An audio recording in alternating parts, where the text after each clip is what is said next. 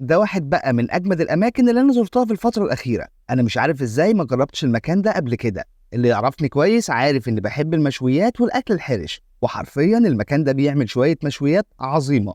المكان ده هو كبابجي الجُرن ومليجي اللي في المنيل شارع مصطفى رضا جنب مدرسة المنيل القومية. ما هو لمّا يبقى الكبابجي في الأصل جزار وشغال بلحمة بلدي، طبيعي إن المشويات بتاعته تكون ما فيهاش ولا غلطة.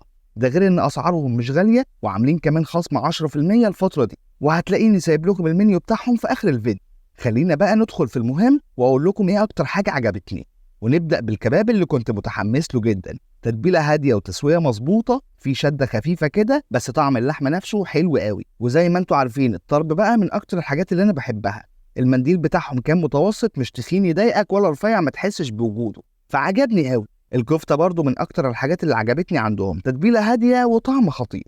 اللي فاجئني بقى كان السجق بتاعهم حلو قوي. عايز اقول لكم بقى ان انتوا طول ما انتوا قاعدين السلطات والعيش عندهم بينزل لكم ببلاش.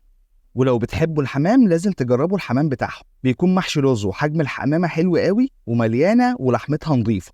وبيعملوا كمان صدور فراخ على الجريل عظيمه قوي، دي اوعى تفوتوها. جربت كمان الفراخ المشويه على الفحم عندهم، حجمها كان حلو ومستويه كويس بس مش مميزه زي اللحوم، يعني ممكن تجربها في اي مكان تاني. نبلع بقى بشويه ويسك حلال وندخل على الطواجن. بيعملوا طاجن عكاوي عظيم قوي، بيكون فيه بصل مع فلفل الوان وكميه عكاوي محترمه. وعايز اقول لكم ان لحمتها بتدوب في البق، كميه العكاوي اللي في الطاجن كانت حلوه قوي. ولازم تجربوا عندهم ورقه اللحمه وورقه السجق، الاتنين احلى من بعض، بس ورقه السجق عجبتني اكتر. وفي كمان عرض عاملينه مخصوص للناس اللي بتتابعني، وجبه ربع فرخه وتمن كفته وتمن شيش، كل ده ب 160 جنيه لحد العيد.